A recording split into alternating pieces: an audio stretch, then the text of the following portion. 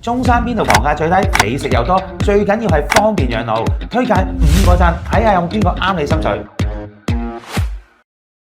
第一就係三鄉鎮啦，綽號港珠澳養老天花板，有中山溫泉，仲有600畝生態園林，房價大約係6、7千蚊就有交易，有一啲盤70平方，50萬都唔使就買到啦，即係香港買個廁所嘅價錢啊，喺度就可以買到成套樓咯喎，仲有深中通道30分鐘可以去到深圳，行港珠澳大橋1小時翻到香港，最適合中意熱鬧又中意有度假 feel 嘅中產香港家庭。第二就係南朗鎮，海鮮自由加慢活，鹹淡水交界嘅崖口村。青蟹、黃鱔、馳名珠三角，又有濕地公園，房價1萬出頭，90平嘅3房唔使100萬有交易，性價比直接拉爆。翠亨高鐵站直接返廣州南，深中通道通車後50分鐘經深圳前海返香港，最適合愛自由、愛海鮮、追求寧靜嘅文人雅士。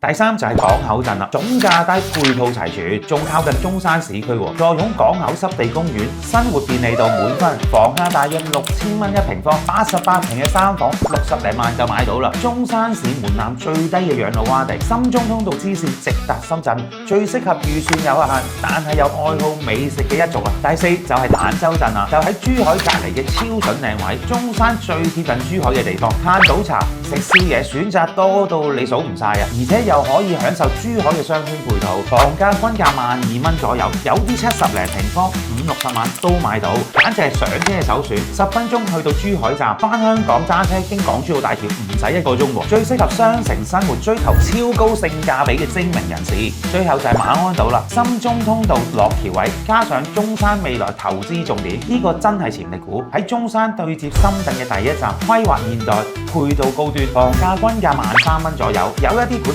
82平嘅2房90零萬就買到咯喎，相對於深圳嚟講都平一大橛，直接接駁深中通道，唔使30分鐘就去到深圳寶安。未來仲有地鐵嘅規劃，適合睇好大灣區發展、追求現代生活嘅投資人士。